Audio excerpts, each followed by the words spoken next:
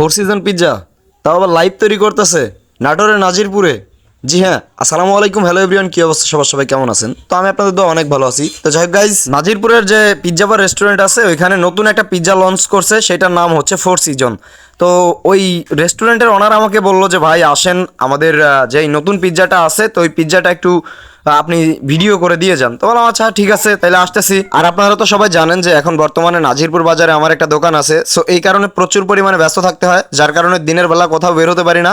তো যাই হোক, তারপরেও রাতে একটু সময় নিয়ে গেলাম তাদের রেস্টুরেন্টে। তো গিয়ে আর কি লাইভ পিৎজার ভিডিওটা করা শুরু করলাম। আর একটা কথা সেটা হচ্ছে যে আগে যে শেফ ছিল এই রেস্টুরেন্টের, ওই শেফটা বর্তমানে নাই, বিকজ ওই শেফের যে খাবারের মেনুগুলো তৈরি করতো বা খাবারগুলো তৈরি করতো, খাবারগুলো মোটেও ভালো হতো না, যার কারণে ওই শেফটা চলে গেছে, নতুন একটা শেফ নিয়ে আসছে।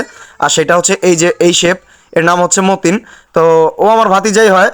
যাই হোক, আগের যে শেফ ছিল ওই শেফের ব্যবহারটাও প্রচুর পরিমাণে খারাপ ছিল, যার কারণে আর কি ওকে সরায় দেওয়া হয়েছে।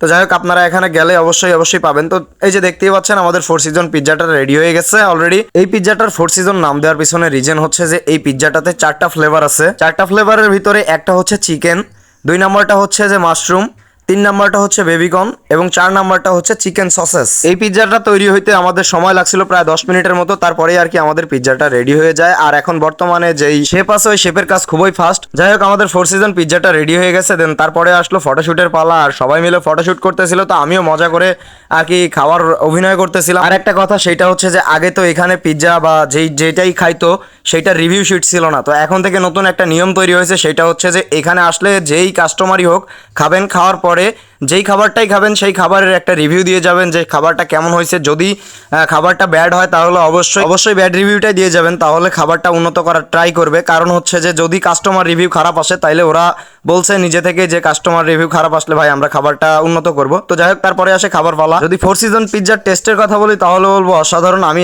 এর আগে যতগুলো পিৎজা এখানে খাইছি একটাও এই ফোর সিজন পিৎজার মতো ছিল না। আপনারা এখানে আসলে অবশ্যই তাদের ফোর সিজন পিৎজাটা ট্রাই করবেন। আর তাদের পিৎজার যে রিভিউ আছে, রিভিউ শিট আছে, সেই রিভিউ শিটে এই পিৎজার রিভিউটা দিয়ে যাবেন। তো যাই হোক, আজকের মতো এ পর্যন্তই। দেখা হচ্ছে নেক্সট কোনো ব্লগে। See you, chill then, bye by.